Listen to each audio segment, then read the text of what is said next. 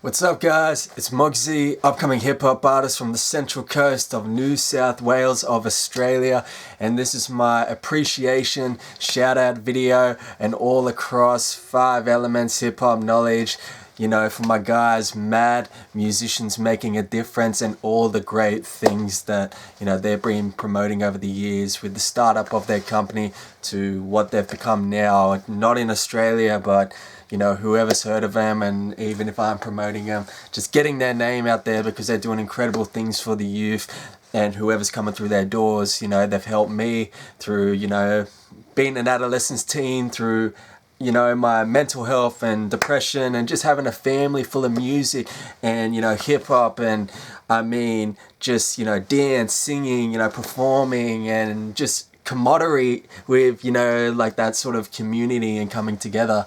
But I'm going to flip you back because I'm 28, of course, with all my MUGZY fans know that. But I'm going to flip you back to 08, I think 08 or 09 when I was 18. And MAD was kind of just opening up their doors when a lot of my fans knew me for the start of the MySpace days when I just had a rough demo. Remember my rough demo that had 3 tracks on it? And one of the tracks was Keep On Rapping, I remember that. But I remember the story goes that one day I was just passing by and I was doing the little hustle game, you know, going to local radio stations, going to, you know, local youth center gigs, you know. This was before social media where you had to like give out hard copies and demos and do open mics and you know, battle and all that jazz. And I remember coming across their office and seeing this big banner in orange just that said MAD, and in the front windows of their office they had like, you know, one was like breakdancing and one was like, you know, hip hop on the mic, and one was like all these people with like, you know, smiling faces and just looked like they were family, like, you know, cheering them on, going yeah, like that kind of thing. And I remember walking in with my demo and, you know, like just the full hip hop kiddo. And Emma, shout out to Emma, shout out to Dom, who run the company still to this day and still showing the love. You know, I remember going up and I thought it was an indie record label at first. And I walked up and I said, yo, like, I'm MUGZY, I'm from the coast. You know, here's my demo. You know, are you putting on like new artists and stuff like that? And she looked at me with like open arms and she said, I'll definitely be able to check it out. We're not a label, but, you know, we do a lot of youth programs with a lot of teens that come in that want to, you know, record in the studio, write rhymes and, you know, all that jazz. And why don't you do like a few programs with us and, you know, get to know us a little bit more and stuff. And by that point, I was just like, yo, you know, like open welcoming doors, open love, why not? You know, so I remember, because it was so long ago, man, it's hard to like switch that memory key in the brain, you know, but I remember, you know, doing, it was like Sound Foundations, I think the first course that they ever did. I remember recording a Christmas album that was sponsored by McDonald's, and I think it had Carice Eden from The Voice, you know, Ozone, shout out to Ozone, he's doing stuff with Salvation Army. You know, that's when I met Izzy and the Prophet, you know, Evan, and he's still rocking on. I still, you know, slap hands with him, you know, like when I see him around with his kids and stuff. Little Emma that, you know, runs the office, and just all a bunch of people, you know. If I forgot to mention you, you know who you are, because if you see my face MUGZY, you know who, like, I'm talking about you and the MAD people, and I'm getting like flusters and super excited because I just love these dudes. But I mean, I remember like recording and I mean learning sort of the tactics and the sort of performance of what it's like to, you know, be in front of like crowds, or have that sort of break the nervousness to showcase your skills, because as a, you know, starting off sort of thing, you're mainly just writing in your notebook, and like you're probably like seeing, you know, your idols in your mind and being like, I want to be on the stages like them. But when it comes to like peer pressure, or comes to, you know, performing in front of crowds, you're thinking, oh, they're going to judge me, or, you know, they're not going to like my rhymes, or they're not going to like how I look and my sound.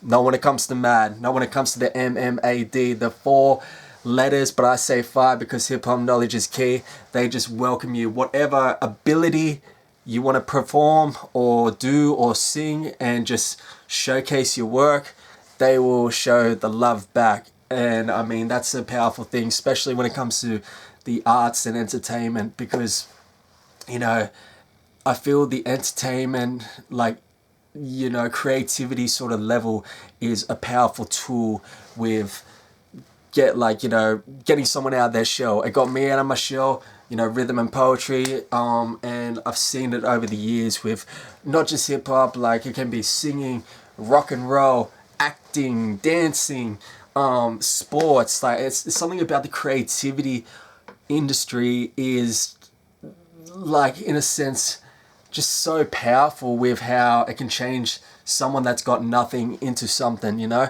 But I'm getting a little sidetracked. So I did Sound Foundations 1.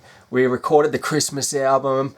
I remember the backstage pass at AIM, Australian Institute of Music, where I met D Minor, Daniel. Shout out, thanks to, you know, D Minor, because he's doing great on Australia's Got Talent. I think you're in the semi-finals, man. I still got to keep up, man. But big things to you, man. Met D Minor, met Civilian, man. And I think Civilian's working on another album. I'm not sure. Got to keep in touch, man. And we collaborated with Aussie hip-hop artist Earthboy from The Herd. I remember that day. That was pretty dope. And just over the course of time, man, like, you know, when I started to get more older and like more mature, like their doors were always open, man. It's kind of like when I walk in now, I'm sort of like the Obi-Wan Kenobi in a sense, because I remember when they were starting off and I was there to like sort of witness, you know, the opening of their doors, man, and to what they've become now with their programs and the way that they're helping teenagers, like in their adolescence years, whatever pain and struggles they're gone through. It's like I look at that comes through their doors and I'll be like, I was just like you. You know, it's like looking in sort of a mirror, you know, at your past. But it's crazy because the first day they walk through the doors, you know, they're very bitter or sad or just got the world on their shoulders. And when they see they're not alone and there's a family here with, you know, the people in the same situation or the people that want the same goals and I guess structure and like passion in life, I guess you can say, it really broadens their horizon, you know. So I mean, because like when I used to volunteer with them, still to this day, I remember like kids who used to come up and they'd be like, "MUGZY, you know, like you've released 2 albums. Like I'm trying to like concept a song, I just don't know where to start with."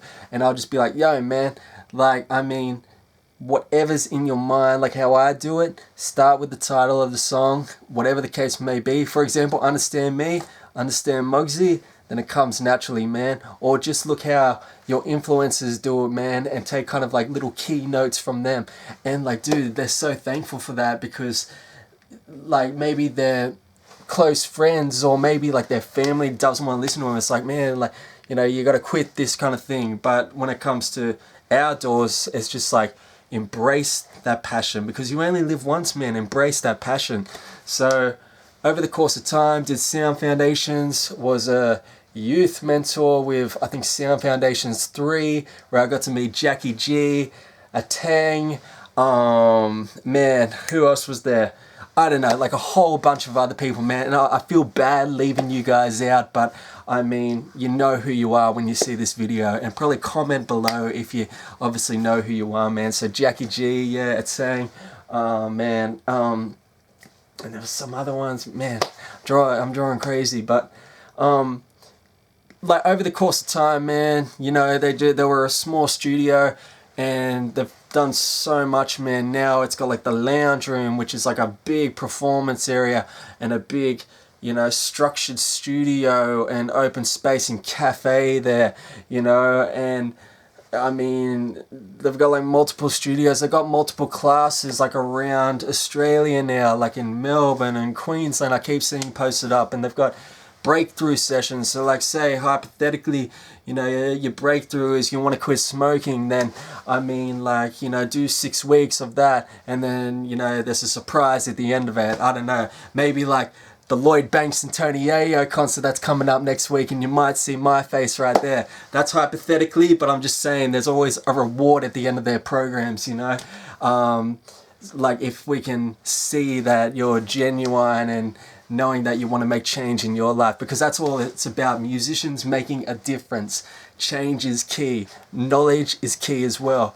But I mean, I'm thankful that I came into touch with them because, like I said, I was like that wild adolescence teen, you know, hanging with the wrong crowds, you know, fighting through my depression and anxiety and, you know, mental strain. And when I came into touch with them and learned the structure of how to, you know, concept my music better, make friends or connections, like from 18 years old to 28, I'm not going to tally up the years of what that is, but 18 to 28, that I still see today and I slap hands with and we still like chop it up, and just knowing that they're still loving the community with like hip hop and music and creative arts.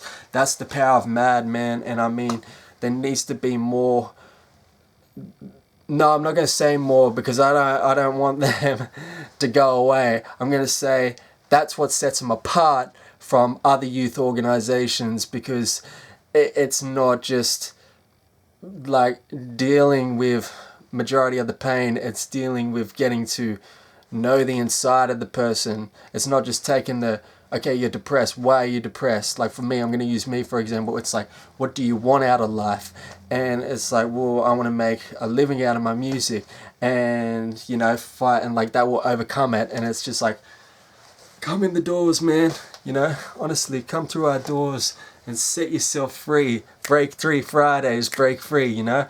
But I don't want to ramble on, but to anyone that's watching this video, check out MAD, mmad.org.au at the link below. Check out Musicians Making a Difference, the page, MAD Mentors, or even just check them out on my page at MUGZY, MUGZY, but to worldwide viewers, that's MUGZY, because I'm always promoting them in, like, you know, my interviews, my performances, and whatever the case may be.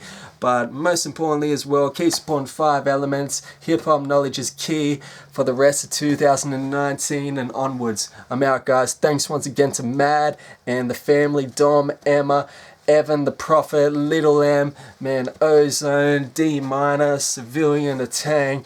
Oh man, I don't know, whoever wants to come through the doors of MAD, because you're all family like me. Peace!